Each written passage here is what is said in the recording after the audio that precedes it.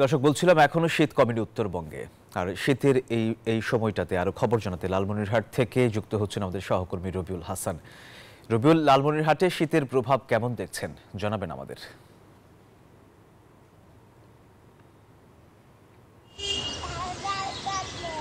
হ্যাঁ, ধন্যবাদ সোহাগ। আপনি যেমনটি বলছিলেন যে শীতের উত্তরে কিন্তু শীতের প্রভাব এখনো কমেনি।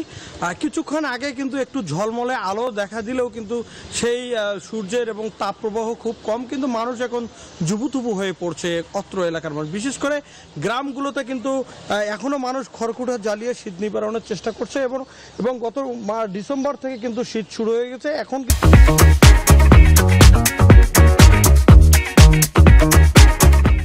কিন্তু ফেব্রুয়ারি মাস জুড়ে কিন্তু এই শীতের তীব্রতা বৃদ্ধি পেয়েছে। এবং আমি যদি একটি বিষয় জানি, আজকে কিন্তু লালমনিরহাট জেলার সর্বনিম্ন তাপমাত্রা রেকর্ড করা হয়েছে 12.8 ডিগ্রি সেলসিয়াস। আবহাওয়া অফিস বলছেন ফেব্রুয়ারি মাস জুড়ে শীতের প্রভাব থাকবে বলে আমাদেরকে জানিয়েছেন।